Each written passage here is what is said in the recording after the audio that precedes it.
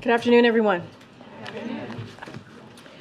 And happy Wednesday, especially to all those who traveled more than 18,000 miles around the world with us over 4 days.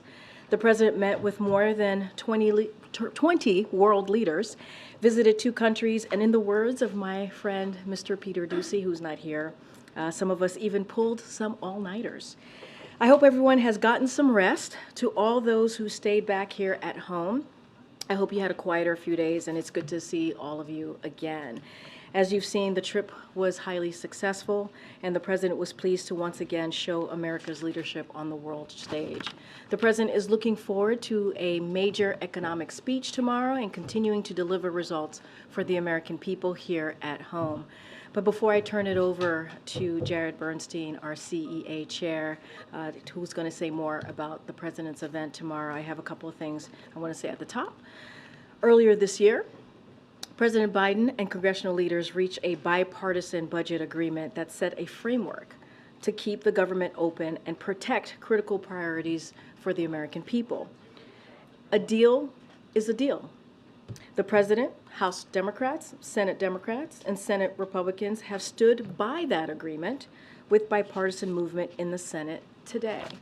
But Speaker McCarthy and House Republicans have taken a different approach, ignoring the agreement that a majority of them voted for and advancing extreme partisan bills that break their promise and gut investments in America. Now, these bills would be devastating, increasing costs for families, hurting students, seniors, and rural communities, slashing law enforcement, undermining manufacturing, and so much more. And they are distracting from top priorities that we have, like fighting the fentanyl crisis, delivering disaster relief, and helping Ukraine fight Russia's illegal war. House Republicans should keep their word and do their job. Fund the government, especially these important, we're talking about important, key, vital programs to the American people. Next up, as I mentioned at the top, we have Jared Bernstein, who has joined us several times before, but at the podium, but this is the first time that he will be doing it in his new role as chair of the Council of Economic Advisors. Jared is going to talk about the latest economic data that all of you have reported on this morning and preview the President's major economic speech. And with that, Jared, over to you. Thank you. After a brief comment about this morning's CPI report, I'm going to say a few words about how Bidenomics is working, but also why it's working, and why, as President Biden will highlight in his speech tomorrow, and as the record shows, trickle-down economics doesn't work. Headline CPI rose 0.6% last month, driven by a spike in the price of gas.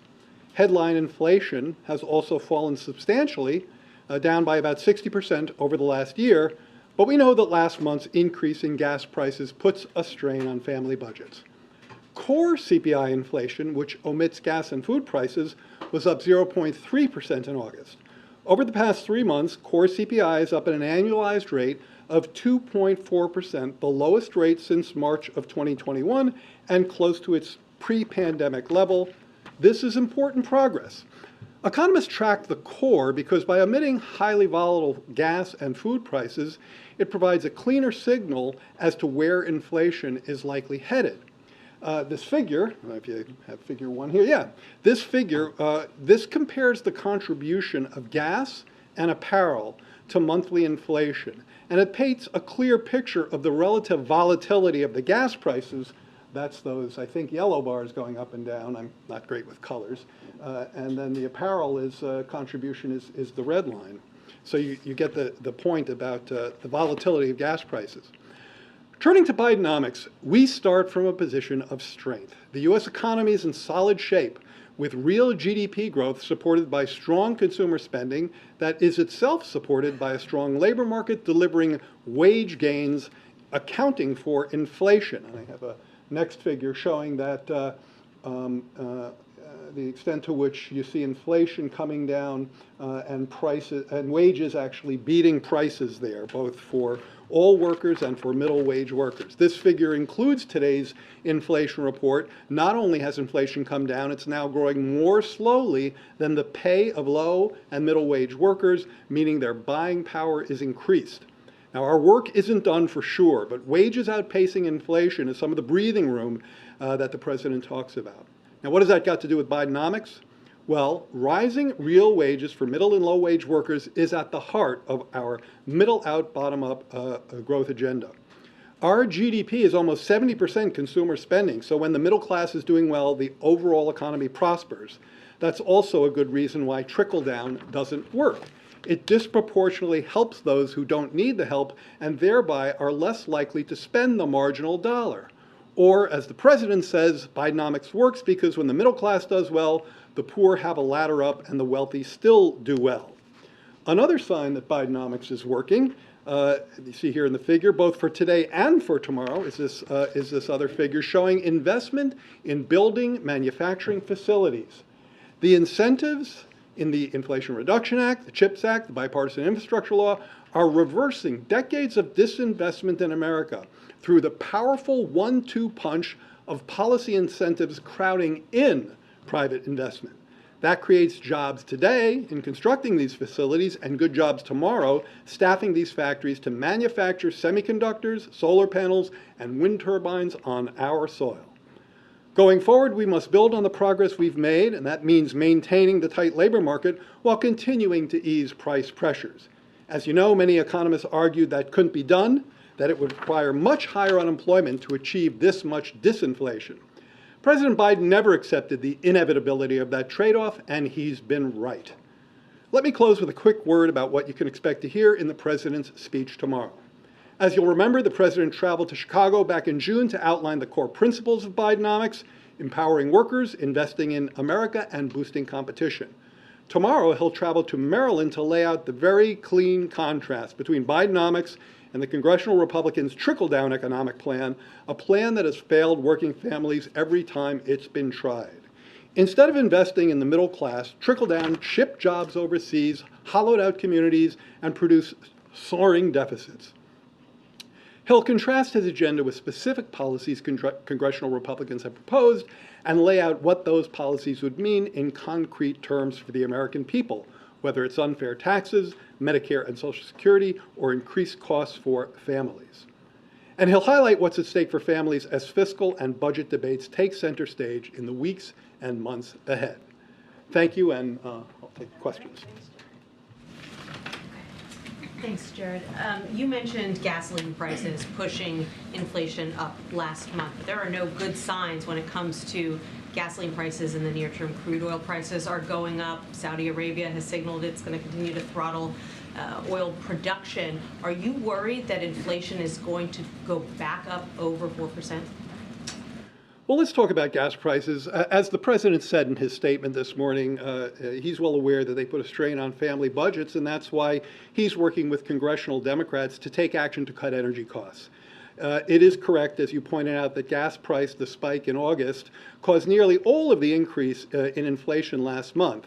But gas prices are down from last summer's high by about $1.20 per gallon. They peaked at north of $5 in June of 22, and that saves a family with two drivers about $120 per month. Getting more directly to your question, the Energy Department is in touch with producers and refiners to resolve any issues and to try to ensure stable supply. There is some pressure relief coming in September in the switch over from the summer blend to the winter blend. The winter blend is a somewhat cheaper blend, and also we're moving out of peak driving season, so that lower demand also takes some pressure off. But I think the key point to leave you with on that question is that, again, the president and congressional Democrats are cutting energy costs by investing in clean energy and reducing our dependence on foreign countries that often don't share our values. And so I view the investment agenda that I talked about in my comments as very closely connected to this idea of transitioning to clean energy and more energy independence. Well, how closely are you tracking the possibility of a spike in gas prices, and are you worried that that could erase some of the gains that have been made in lowering inflation?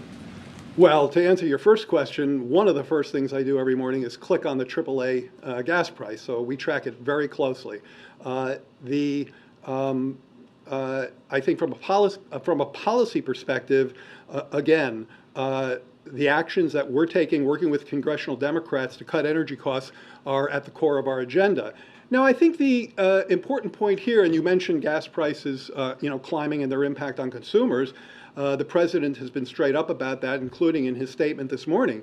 But I also don't think you can divorce that from the other efforts that we're taking to reduce prices in other areas that matter so much to consumers, some of which, by the way, you could see in today's CPI report. The price of eggs, the price of dairy, the price of meat, all those prices actually came down, so not just disinflation, but deflation in those cases. And I think the key thing, if you'll go to that wage graph, I think probably one of the key points there is that even accounting, this is the second graph in my presentation, if you can put that back up, or we can get it to you if you don't have it.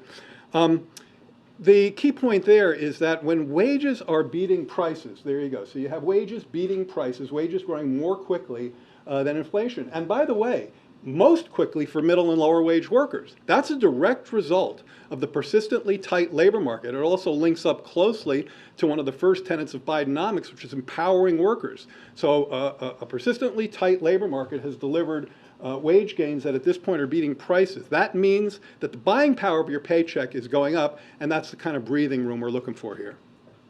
Thanks, Jared. One potential risk to the economy is a UAW strike. Last week, the president said he's not worried about a strike. Is that still the case? And is the White House ready to support those workers if a deal is not reached and they go on strike?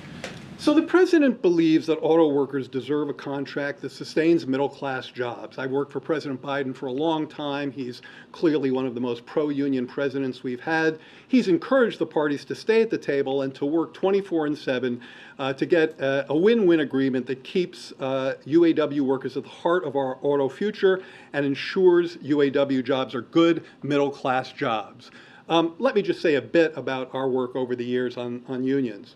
I think the president understands that one of the purposes, one of the things that unions do, is they help more fairly distribute the benefits of growth. His view is that if you're helping to bake the pie, if you're contributing to American productivity, and manufacturing workers and union workers and auto workers certainly contribute to that productivity, then you ought to get a fair shake. And that's one of the reasons why he's always supported unions. There is a long economic literature showing that unions and these dynamics that I'm explaining to you are closely associated with a more equitable distribution of earnings. And I think that's one of the reasons why he's a pro-union president, and why he's always talked about that in the context of Bidenomics. Again, pillar one of Bidenomics, empowering workers. So I think there's a clear connection. He would support the workers if they go on strike. I'm going to leave it at he believes the auto workers deserve a contract that sustains middle-class jobs, and he wants the parties to stay at the table to work round the clock to get a win-win agreement. And he's encouraged the parties to do that. He's explicitly encouraged them to do so. An agreement that keeps the workers at the heart of our auto future and ensures that those are good middle-class jobs. Good job. Thank you. Jared, there were some alarming child poverty figures that came out very recently. Given the constraints with Congress and spending, what can the administration do, or what is the administration planning to do to alleviate those? Well, the explicit plan that we have talked about ever since the president got here and implemented it in the rescue plan is, of course, to extend the enhanced benefits of the child tax credit. I mean, one of the things I took from that report yesterday, and I think everyone should take from that report, is that your child poverty rate is a policy decision. This president decides to have the lowest child poverty rate in history. That was his decision, and others, including 250 or something like that members of the House and 50 Republicans and 50 Republicans in the Senate, have made a very different decision to facilitate a more than doubling of child poverty by allowing the child tax credit that was doing so much of the lifting to achieve that historically low poverty rate, to allow that to expire. The president has consistently argued for reinstatement, and he won't stop fighting for that until we get it back. I guess my question is, with those constraints that you mentioned in terms of lack of support, is there anything else you can do or intend to do to address that issue? We intend to continue to not only fight for the enhanced child tax credit, but to do so in a fiscally responsible way. That is, in our budget, we have ample resources to offset that cost, and that's part of the $2.5 trillion in deficit reduction that's raised in the budget that can be devoted to that policy. So not only are we talking about re-achieving historically low levels of child poverty, but we're talking about doing so in the context of injecting much more fairness into the very top end of the tax code. So really, two very important values to this president: a much more fair, progressive tax code hitting only those above 400,000, and if we're talking about some of these measures, well above that, millionaires and billionaires, who he often talks about paying an 8% effective tax rate. That's not okay in a in an economic context where congressional Republicans have allowed child poverty to double by refusing to extend this child tax credit. And Republicans go further. They more than double down on that deeply unjust relationship by continuing to fight the extension of the child tax credit while calling for trillions more in high-end tax cuts. So yes, he's going to continue to fight for those issues. Thanks, Jared. Can you just talk a little bit more about, and the UAW strikes or potential, can you talk about a little more about what the economic impacts would be to a strike? And considering how significant they are, what plans does the president have, or what recommendations are you giving the president to step in more to help prevent this, whether bringing them in to help with negotiations, for example? You know, I don't have a readout on this. We're closely monitoring the situation. You know, the Council of Economic Advisors, CEA, I sometimes think of us as constantly evaluating alternatives. So every day we're waking up trying to figure out which way things are going. So of course we're going to monitor this on a daily basis. It would be irresponsible not to. But I don't have a readout on the situation. We're monitoring it as it develops. I mean, do you feel, though, that the president should step in more, or does the president have plans to step in more, perhaps bringing in the negotiators to help prevent this from happening? The president's been very much engaged. Not only has he always fought for policies to ensure that workers get a fair deal, but that he's explicitly talked about the electric vehicle future being made in America by American workers, promoting strong and good-paying union jobs. He's met with President Fain one-on-one in the Oval before the UAW briefed senior staff on their negotiating position. He called President Fain on Labor Day and called all Big Three executives before he left for Asia to encourage them to provide more forward-leaning offers and stay at the table. So that's what the president has done, and he will continue to press on that, as will the team that's monitoring that closely. Go ahead, Ed. Yeah, thanks, Karine. Thanks, Jared. I'm going to ask you about PCE and CPI. So we now have two inflation reports in a row where year over year the headline inflation number has gone up. You couple that with real average hourly wages are actually down since the day President Biden took office, about 3%. So is that Bidenomics? Yeah, no, I think we have a disagreement on a fact there. So, and we can certainly show you CEA's data on this. Real wages are up relative to before the pandemic. They're up for all private sector workers, but they're up even more for production non-supervisory workers. That's a term from the establishment survey that comes out every month. It's 80% of the workforce that's either blue collar in manufacturing or non-managers in services, and those wages are actually above the pre-pandemic level in real terms. So we just have a factual disagreement there. In terms of the trend in inflation, I think we probably have a disagreement there as well.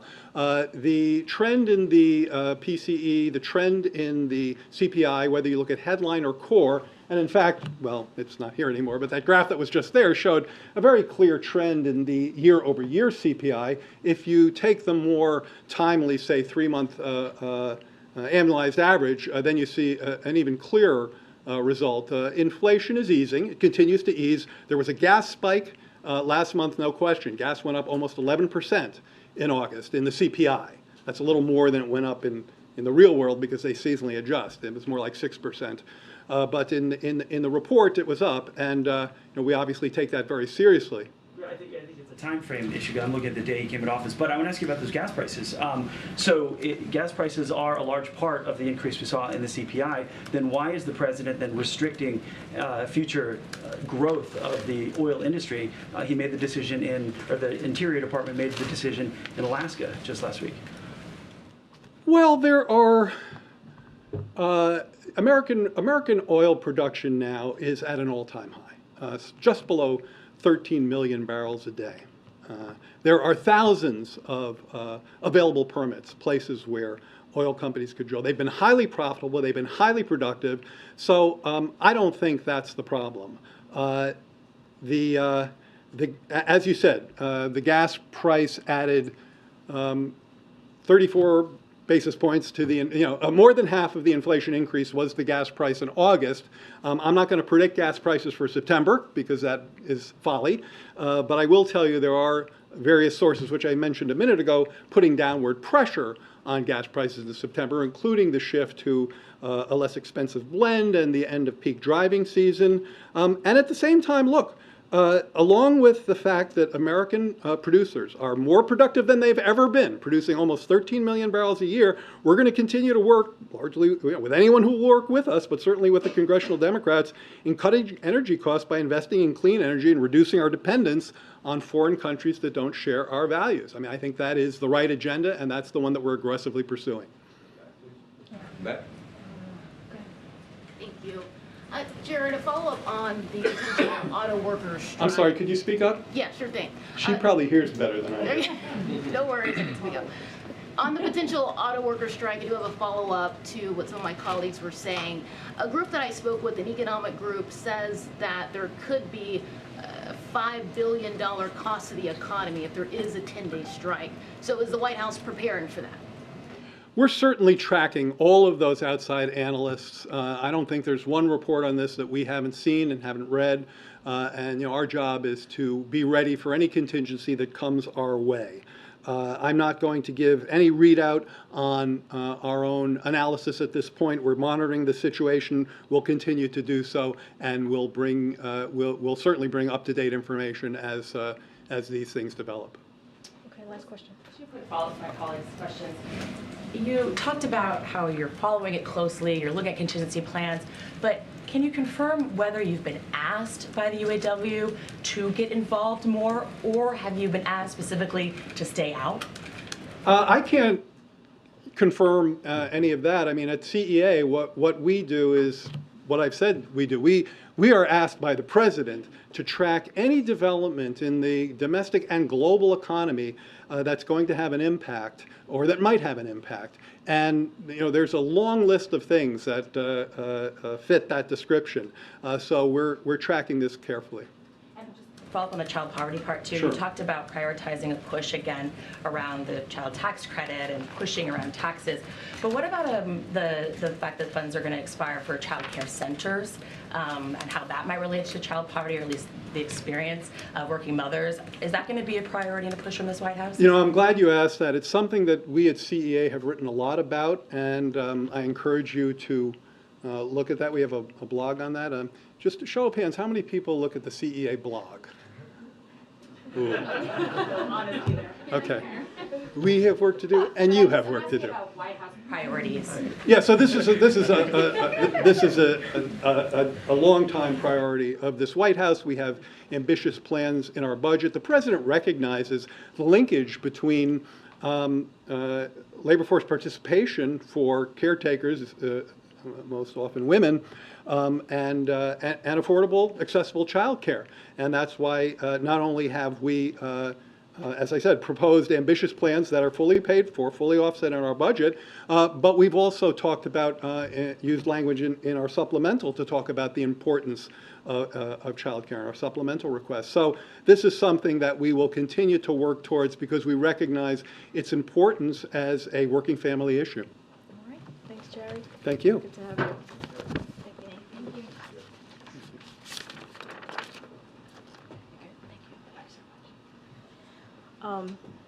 Thank you, Jared. I just wanted to add to the UAW, and I know you all have been tracking this, right? Which is that one of the president's senior advisors, Gene Sperling, has been involved, right? And also Acting Secretary Julie Su has been also clearly monitoring and having those conversations. And I'll just add what we've said many times before, right? The president believes in collective bargaining, has encouraged sides to continue to have that conversation, to continue to be at the table, and that's what the the president's going to continue to do. So I just wanted to add a little bit of that before I turn it over to the Admiral. And so, as you know, John Kirby is here with us today, and he's going to take a few questions on foreign policy and any news of the day, clearly on foreign policy. And with that, John, Admiral.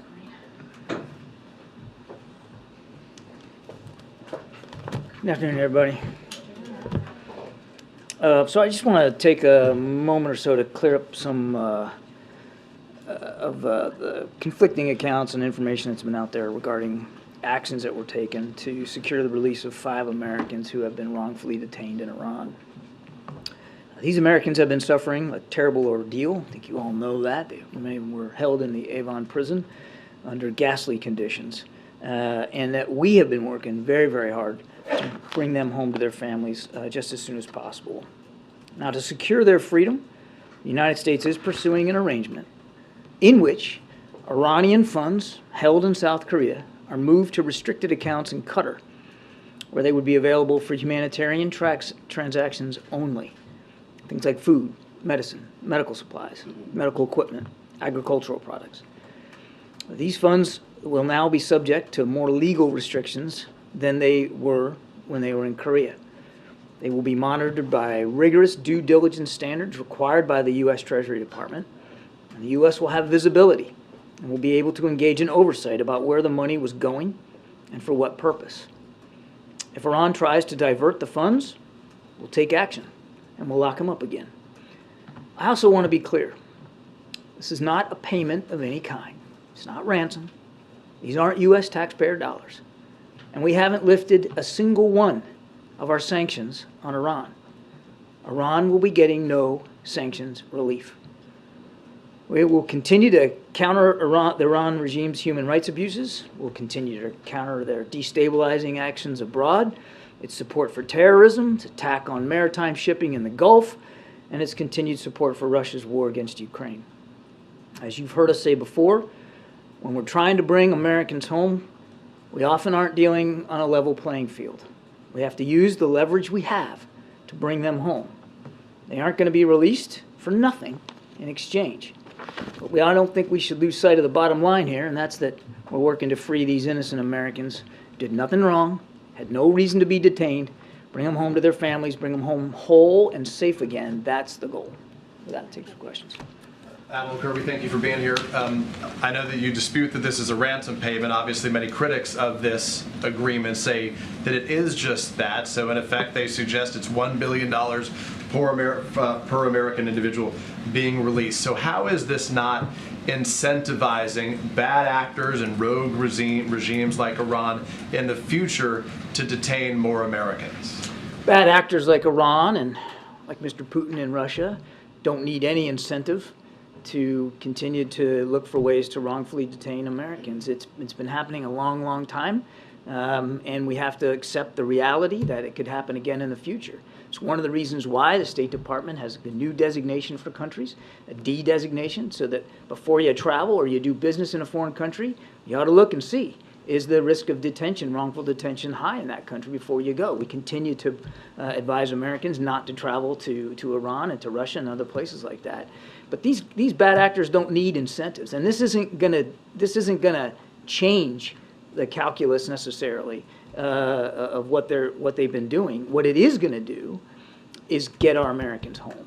And that's what we're focused on. But for clarity, why isn't it a ransom payment? I get that it's not American taxpayer dollars, but it's still $5 billion that had been frozen that was not available for use in any form by the Iranians. That $5 billion may be for humanitarian aid, but then it frees up $5 billion elsewhere to spend. So how is that not ransom payment? Yeah, so a couple of points here. First of all, you're right, it's not U.S. money, it's Iranian money.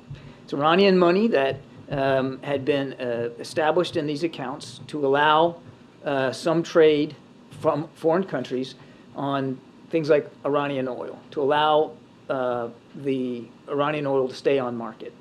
And for countries who wanted to buy that Iranian oil, now these transactions largely were conducted in the previous administration, all legal, all fine, but to allow some of our allies and partners to be able to continue to purchase Iranian oil without being sanctioned for doing so. Several accounts were set up in several countries, South Korea being one of them, for many reasons, lots of different reasons. This particular account was not accessible to the Iranians as others were. So it is Iranian money. That's point number one. Point number two, it's not a blank check. They don't get to spend it any way they want. It's not $6 billion all at once. They will have to make a request for withdrawals for humanitarian purposes only, and there will be sufficient oversight to make sure that the request is valid and that it's going through vendors who we and the Qataris can trust will actually contract for the goods, the medical equipment, the food, whatever it is, in an appropriate way and get it directly to the Iranian people. The Iranian people will be the beneficiaries of these funds, not the regime. The regime doesn't get to touch the money, Peter. Doesn't go to them. They don't get to decide ultimate destination, and they have no direct access to it. Now, to your second part of your question, well, won't this just free up funds for them to continue to do bad behavior? They've been participating in bad behavior for a long, long time, and we continue to put pressure on them in ways, I would add, that the previous administration did not do, particularly in terms of their nuclear and ballistic missile programs. They're still supporting terrorists. They're still attacking shipping, and they're still supplying drones and drone manufacturing capability to the Russians. And for all of those things, we have and we will continue to hold them accountable. We've not only added sanctions to them for the way they've treated protesters, for the arms sales that they've provided to Russia, but we have increased our military presence in the Gulf region, specifically to address the attacks on maritime shipping. So Iran has choices to make. They've had choices to make in the past. They've got choices to make in the future. And if they continue to choose to conduct these kinds of destabilizing activities, we will continue to use all the levers at our power, economic and military, to counter that and to thwart their efforts. Gotcha. Thanks, Karine. John, you just said that Iran was not going to do this for nothing, but didn't they also get 5 Iranians? They will get 5 Iranians as well. Yeah, Jackie. Then why did we need to add $6 billion on top of that? This is the deal that we were able to strike to secure the release of 5 Americans.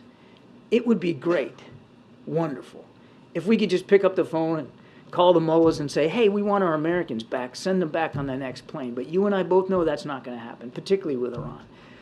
And getting Americans home requires decisions, sometimes really tough decisions. It requires compromise. It requires negotiations. It requires negotiations with people you really would rather not be sitting across the table from, but you got to do it. Because Americans overseas in trouble, wrongfully detained, need to know, and their families need to know, that this president and this administration will do what it takes to bring them home. We're comfortable in the parameters of this deal. I've heard the critics, that there's somehow they're getting the better end of it. Ask the families of those 5 Americans who's getting the better end of it, and I think you'd get a different answer. We're comfortable with the parameters of this deal. We're comfortable that there'll be enough restrictions, quite frankly, very rigid restrictions, on the Iranians' ability to use this money. And we make no apologies for the fact that we're going to get these 5 Americans home just as soon as possible. President Raisi says it's up to them how they use the money. He's wrong. How are you going to guarantee that? Because once the money's fungible, so once it's released. No, man. It's not fungible. He's just wrong. He's just flat out wrong. The way this deal's arranged is that the $6 billion, which is Iranian money, will go to a Qatari bank, Qatari National Bank. The Iranians can request withdrawals for it for humanitarian purposes, and the Qataris and it will be and us, we will have oversight, sufficient oversight, into the request itself to validate the request, and then to deliver funds appropriate to that request. The money will then go to qualified vendors to purchase and deliver the food, the medical supplies into Iran. So it will go directly to aid organizations or appropriate relevant organizations inside Iran so that the Iranian people can benefit from it. And that's an important point too. While we certainly have issues with the regime, we don't have issues with the Iranian people. And this funding will be important to helping them get over some tough times. What do you say to the criticism that this is only going to to go against all of these efforts to deter Iran from getting a nuclear weapon. I mean, this came right after the IAEA director said that the international community is losing interest in holding Iran accountable, that these violations are routine, and now we're making this deal where they're going to have money to use for humanitarian purposes, but to Peter's point, freeing up $6 billion that they can pull from other places to use for proxy attacks or building a nuclear weapon. How do you argue against that? I think I answered that question before, but I'll try it another way. We'll continue to hold them accountable for destabilizing activities. This arrangement to get these Americans home is separate and distinct from the way we are holding Iran accountable for all their destabilizing activities, to include their continued nuclear ambitions and their burgeoning and improving ballistic missile program, which we have sanctioned and will continue to keep those sanctions in place. As I said, no sanctions relief involved in this at all. We will continue to hold them and put them under that pressure. And now look, the President has said many, many times, we're not going to allow Iran to ever achieve a nuclear weapons capability. We would have preferred to deal with that through diplomacy. Unfortunately, the previous administration decided to tear up a deal that had actually set their ambitions back by many, many months. And now they've been allowed to continue to re-enrich. Nothing we can do about that. We wanted to solve it through diplomacy. We are not able, and we're not focused on returning to the JCPOA at this time. That said, we will make sure we have the appropriate capabilities in the region to defend ourselves and our national security interests if it comes to that. We got to keep going. Go ahead. Thanks. Is there a reaction so far on the Putin-Kim Jong-un meeting today? And does the U.S. have a better sense of what the DPRK can give to the Russians in terms of deliverables out of this meeting today? Well, we're watching this very, very closely. We'll see what the two sides say as a result of this. As I've said before, we continue to urge North Korea to meet its public commitments not to support Russia's war in Ukraine. No nation on the planet, nobody, should be helping Mr. Putin kill innocent Ukrainians. And if they decide to move forward with some sort of arms deal, well, obviously we'll take the measure of that, and we'll deal with it appropriately. As Jake Sullivan said last week, there will certainly be repercussions for North Korea, both from the United States and from the international community. As for what either side will get out of this, again, I think we have to watch and see what actually comes out of this discussion. What we have said publicly when we had information to share with you about this budding arms deal was that it was entirely likely that Mr. Putin was, at the very least, going to seek artillery. What's going on in the Donbass and down in the south it's a gunfight, as you've heard me to say before, heavily dependent on artillery. So it's entirely likely that that's at least one type of munition that Mr. Putin's seeking.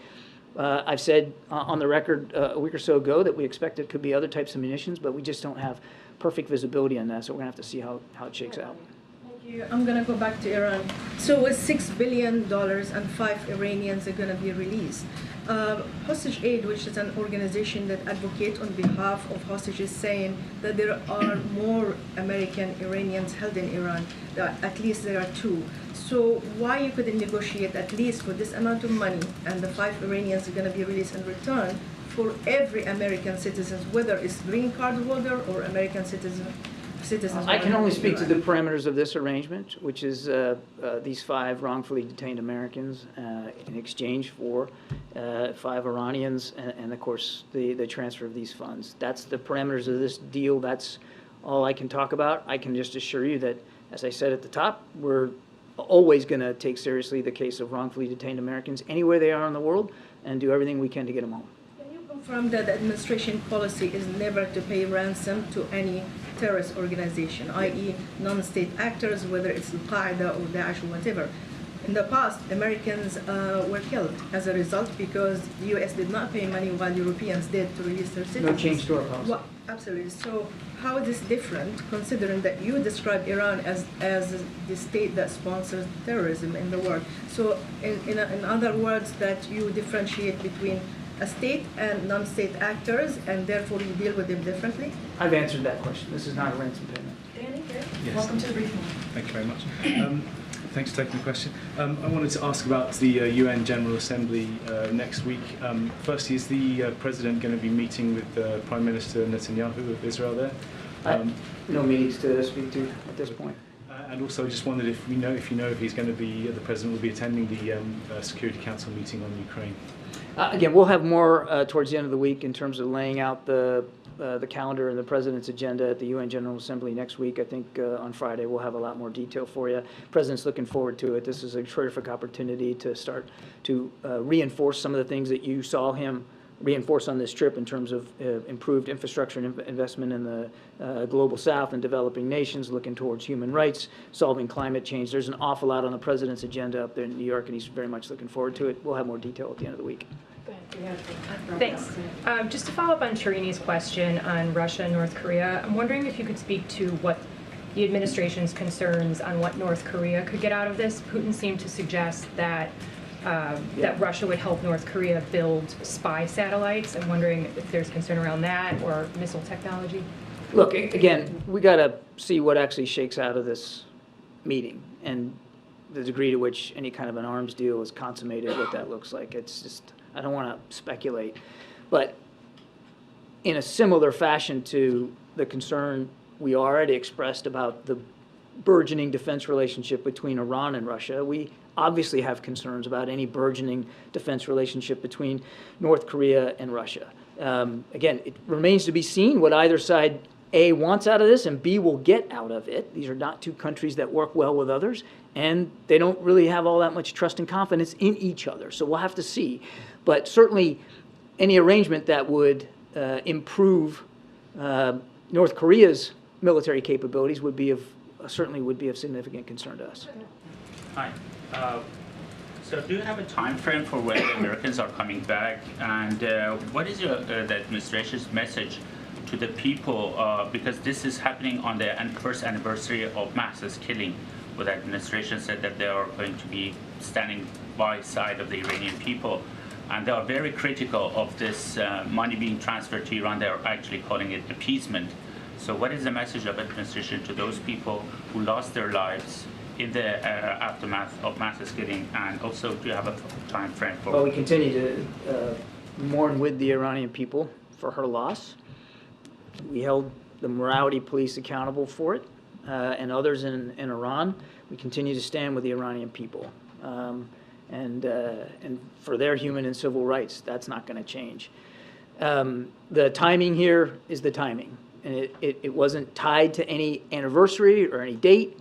It was tied to an arrangement that we had made with Iran to try to get these Americans home. And the notification of the movement of these funds was the next critical step in this process. A process, I would remind you, is not over. They are still in Tehran, our Americans. They are not home. And so we're going to be a little bit careful about how much detail we're going to provide here publicly. And your first question about timeline, I don't have a time frame that I'm at liberty to speak to right now, but we hope to get them home as soon as possible. Yeah, thank you. Me? Okay. I hear you really emphasizing and laboring the point that getting Americans home is the priority of the administration. I wondered if there was any movement on the Pennsylvania native teacher, Mark Fogel, who's been held in Russia in a prison for, I believe, going on 2 years now. Has there been any movement on getting that American home? I don't have anything with respect to his case to speak to today. What can you tell us about the 5 Iranian prisoners who are being traded? What were they convicted for here in the U.S. and how were they chosen? I'm not at liberty right now, again, because this is an ongoing process and we don't have our Americans home yet. So I will be careful about how much detail I put out there. I don't have a lot that I can say about these 5 individuals at this time. We will certainly have more information to share when it's appropriate to share it. In general, without getting into each specific case, just generally speaking, you're looking at offenses such as sanctions evasion, that kind of level. But I think that's as far as I can go today. So not serious hardened criminals. Largely in the realm of sanctions evasions, and I think I'm just going to have to leave it at that right now. The Iranians have shared the names with us. Are you prepared to release the names? We will at the appropriate time, and this is not the appropriate time. Hey, John. I've got two for you on China. We reported last week about China trying to ban iPhones for certain government agencies. Now they're saying they are seeing security threats with these phones. They're stopping short of issuing laws, but we have reported on the internal guidance, and the president even mentioned it in Hanoi, saying, you know, they're changing the rules of the game. Should we expect the administration to respond and there be repercussions for China if they do go through with that? I don't want to get ahead of where we are right now. We're watching this with concern. Clearly, it seems to be of a piece of the kinds of aggressive and inappropriate retaliation to U.S. companies that we've seen from the PRC in the past. That's what this appears to be.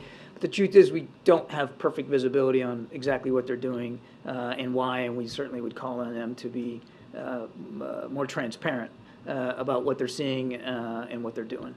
So it's accurate to say that you are trying to seek that information from the Chinese. We're watching this as closely as we can. I'm not gonna get into diplomatic conversations, but it's concerning. Okay, and separately but related, the U.S. ambassador to Japan, Rahm Emanuel, has been pretty candid on Twitter talking about China and Xi Jinping's policy of disappearing officials in his cabinet. Is this something that you guys are aware of, or, you know, endorsing his message to be as forthright? I mean, the White House has been pretty careful in how you do diplomacy with China, which is not really poking Xi Jinping the way the ambassador is. I'll let the ambassador speak to his social media account. We've long been clear about our concerns about a full range of worrisome PRC activities in the region there, and I think I'd leave it at that. John, in the past couple of weeks, the president has lied about being at Ground Zero the day after the September 11th attacks, falsely claimed he saw the Pittsburgh Bridge collapse, claimed his grandfather died in the hospital days before his birth. What is going on with the president? Is he just believing things that didn't happen did happen, or is he just randomly making stuff up? The president was deeply touched and honored to be able to spend 9/11 with military members there in Alaska and some families.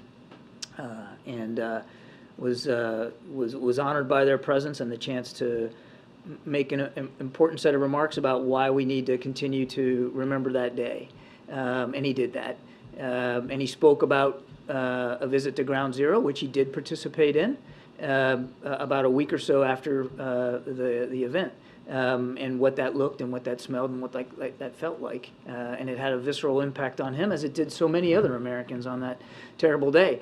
And he's focused on making sure that an attack like that never happens again, which is why we've improved our over-the-horizon counterterrorism capability and why we continue to hold terrorist networks accountable. And it's why he spent so much time last week shoring up our national security interests in a vital part of the world on issues that aren't necessarily tied to terrorism, but very much tied to our ability to secure peace and prosperity there and around the world. He's had a string of saying things that happened, things that are easily debunked.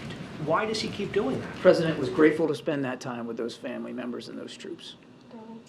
Has the Moroccan government accepted any earthquake assistance yet from the United States? Well, I can tell you that we have been in constant touch with Moroccan officials, and that USAID has allocated $1 million to assist in response relief. I'll let USAID and the Moroccan government speak to how they intend to use that. I would also just, as the president did, reiterate that we stand ready to provide even more assistance should it be required and needed. But we are in direct contact with them about their needs, and obviously you want to do the best you can to meet those needs as they see them.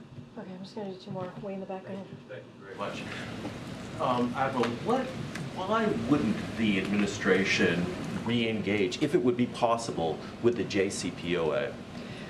Well, we wanted it to be possible. I mean, my goodness, the first couple of years of this administration, we worked hard to try to get us back into the JCPOA, and Iran kept larding up the negotiations with with things that had nothing to do with their nuclear program, and we realized the futility of the effort. So we stopped putting energy and effort into it, all around the time that they were whipping and beating female protesters. So we held them accountable for that. That was a significant moment as well. Look, the president has been very consistent that we want to make sure they never achieve a nuclear weapons capability. He would vastly prefer to do that through diplomacy. But that's just not a viable option right now. On Ukraine, what is the administration's goal? Is it to defeat Russia, or is it ultimately to seek some sort of negotiated settlement? Man, I don't know how many times I've answered this question in the last year and a half. And we have been, again, very, very consistent. We want to see Ukraine succeed on the battlefield. We want to see them get all their territory back. We want to see their sovereignty respected. We want to see no Russian troops inside Ukraine. We want to see the war end. And it could end today, obviously, if Mr. Putin would do the right thing and just get the hell out. That's clearly not going to happen right now. So we're going to continue to provide Ukraine with the capabilities that they need to be successful. And on the holdup of military appointments from Tommy Tuberville, what is the tangible damage being done to the military by a holdup on appointments of military officers? I can't say it any better than the leaders of the DOD have been able to say. You've got more than 300 now generals and admirals who are frozen, can't move, which means that in many cases, literally hundreds of cases, you've got officers that are doing two jobs, two big jobs, while they're still trying to maintain readiness, and readiness is starting to get affected by this. All right, Kayla, you have the last question. Thank you.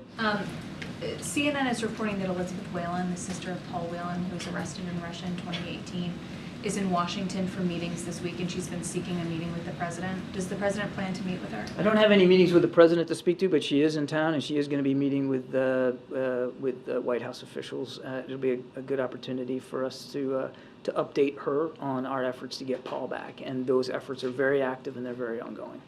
Yeah. Thanks, Adam. Appreciate it. Thank you, Karine. Thanks, everybody. Thank you. Okay. Darlene, it's good to see you. I feel like it's been a while. Maybe. Maybe. All right, go for it. Will the president cooperate fully now that Speaker McCarthy has pulled the trigger on an impeachment inquiry? So I'm going to refer you to my colleagues over at the council's office on any specifics to the inquiry. Certainly not going to speculate on what has been a baseless inquiry that the House Republicans can't even really defend themselves, and that many House Republicans have said they couldn't support their own votes.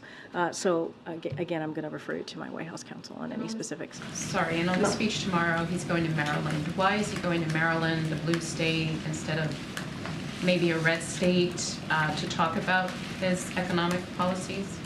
So not going to get, you heard Jared, the chair of CEA, talk specifically about the economy, speak specifically about a major speech that the president's going to do tomorrow on Bidenomics. You've heard us talk about Bidenomics and how we believe has turned the economy around, and just not from us, but from the data that we certainly have seen. And this is a president has been very clear. He wants to see an economy that's built from the bottom up, middle out, and not the trickle-down economy that we see that congressional Republicans want to continue to do.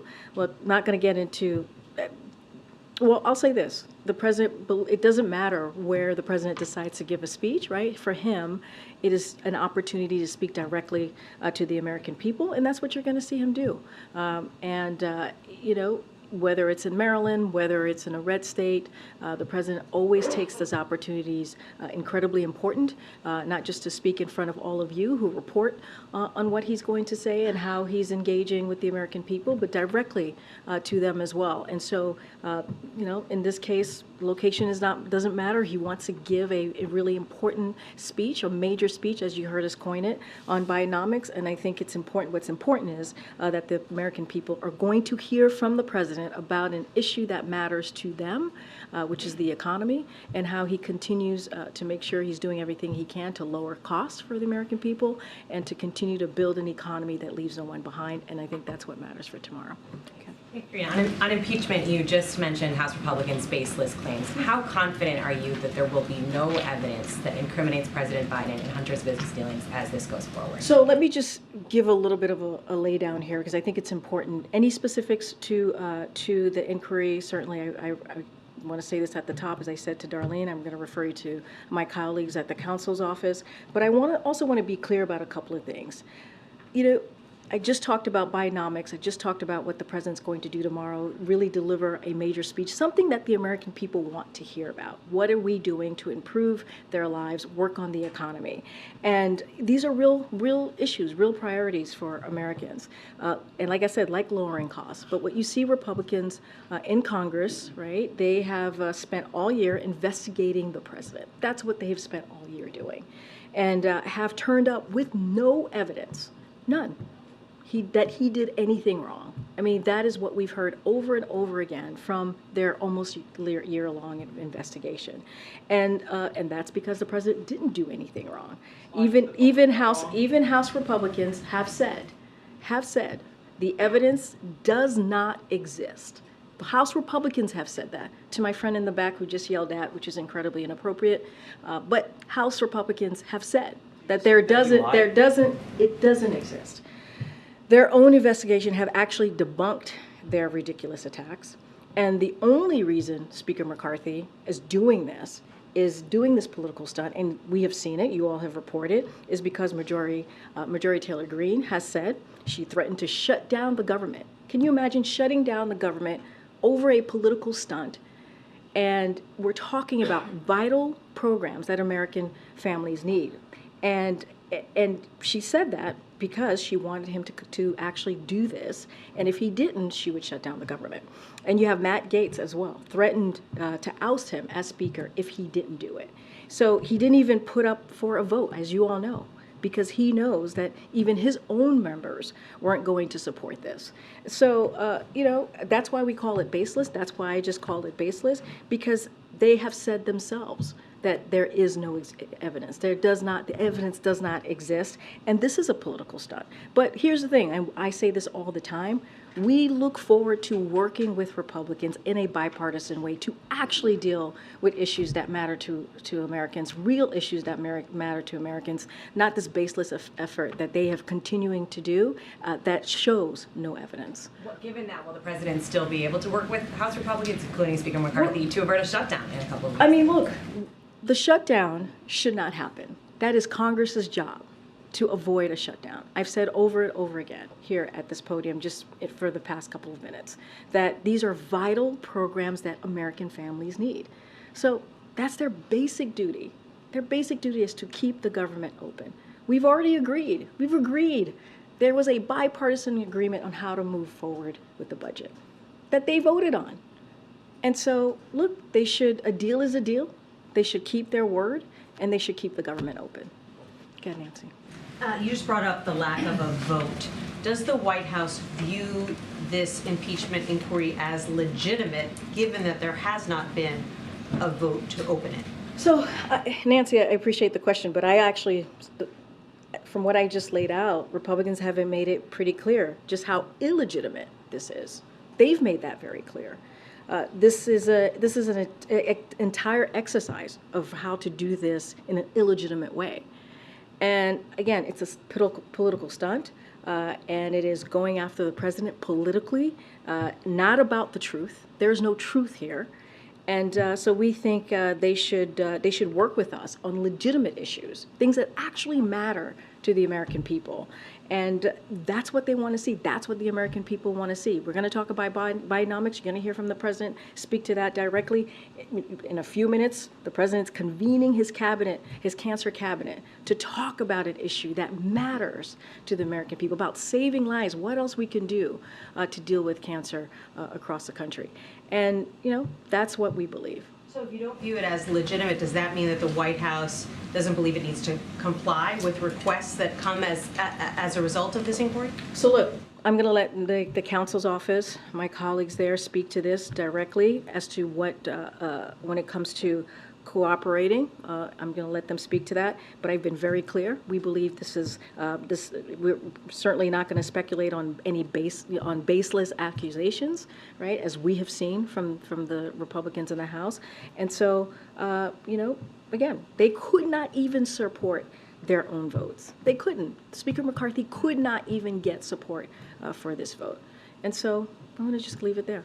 Has the president had an opportunity to speak with Speaker McCarthy about the looming shutdown and potential ways out of this mess? So I don't have any conversations the president has had with the speaker. I can say definitely that our OMB director here, Shalonda Young, and also the Leg Affairs Office has been in direct communications for the past several weeks, even months, with members in Congress. That's going to continue. I just don't have anything to read out. As you know, the president is continues to have conversations with members in the House and the Senate regularly. I just don't have a specific conversation to read out. Would the White House consider renegotiating the agreement it struck with Speaker McCarthy earlier this year? Here's the thing. A deal is a deal. Like, they voted on this. They voted on this. It was a bipartisan deal.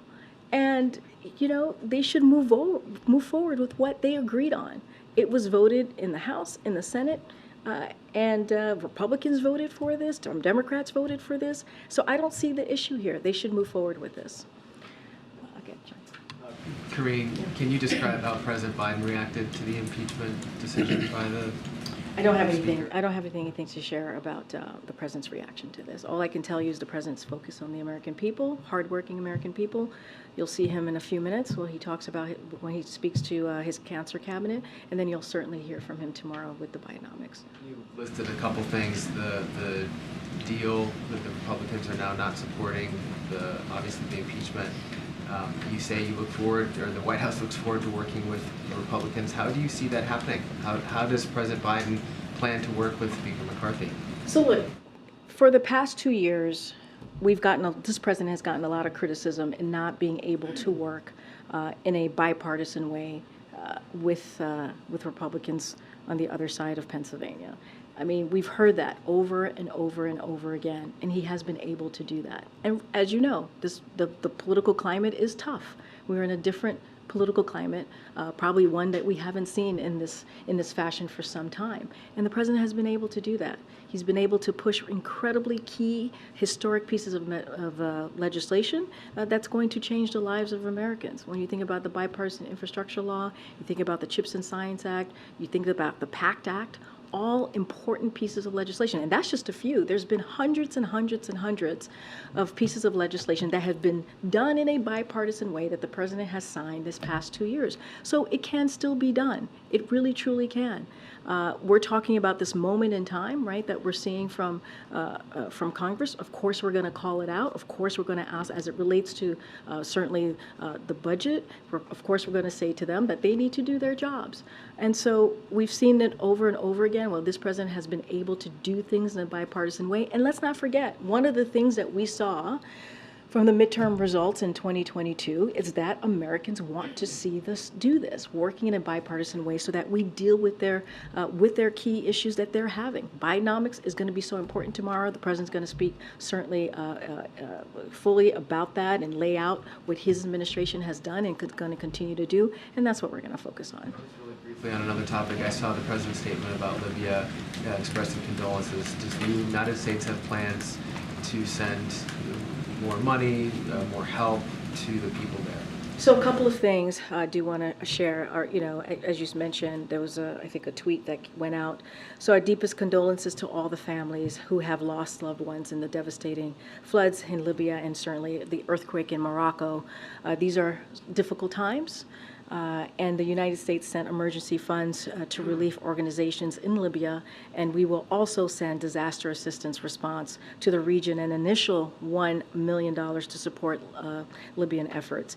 In the hours following the earthquake, we deployed a small assessment team to Morocco, and we are making available up to $1 million in initial humanitarian assistance to support people in the areas most affected by the earthquake and its aftershocks. Obviously, and certainly, the United States stands by the Libyan and Moroccan people, and we are wishing them a speedy recovery to those injured, and certainly sending our hope to all those who are missing loved ones. It is certainly a difficult time in that region, and we are here to help. Good. Thank you. On impeachment, does the President or the White House more broadly plan to comply with requests for information from House Republicans as part of the impeachment inquiry? Well, I've stated a couple of times just in the past few minutes that any specifics, inquiries, or anything like that, that is something that that the council, my colleagues at the White House Council certainly will deal with, and any specifics, I would refer you to them. You've suggested that there's no evidence to back up the Republicans' Which is effort true. Here. I'm not suggesting it. That's actually a fact. If they are seeking information, will you Again, that provide is the something that the information? White House Council is going to deal with, and it's not a suggestion. It's actually an actual fact. When you have Republicans saying that there is no evidence, it doesn't exist. They have said that. I mean, again, they couldn't even put it up for a vote because they didn't have the vote. So it's not a suggestion, it's actually the fact. That's their own words that I'm repeating back. I'm just going to try and go ahead.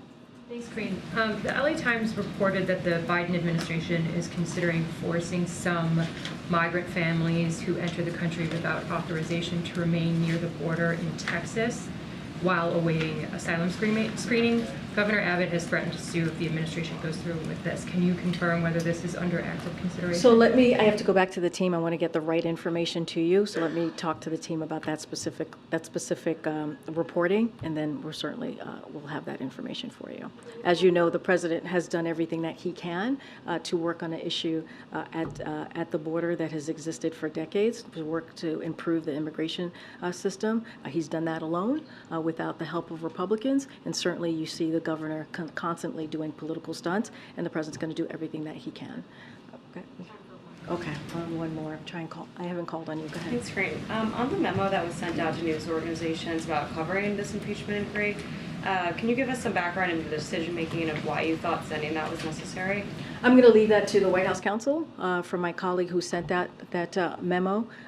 Just laid out really kind of specifically as to how we see this process has moved forward, how there is no evidence. It's not even coming from us. It's coming from Republicans in Congress. We've been very clear about that. I actually think that memo lays out in pretty good detail of why we felt it was important to put that out. I'm just not going to get beyond what my colleague has shared with all of you. And with that, folks. Can you explain why the president interacted with so many of his son's former business associates? More than half of voters told CNN they believed the president was involved and he lied. You can't have a response to that, Karine?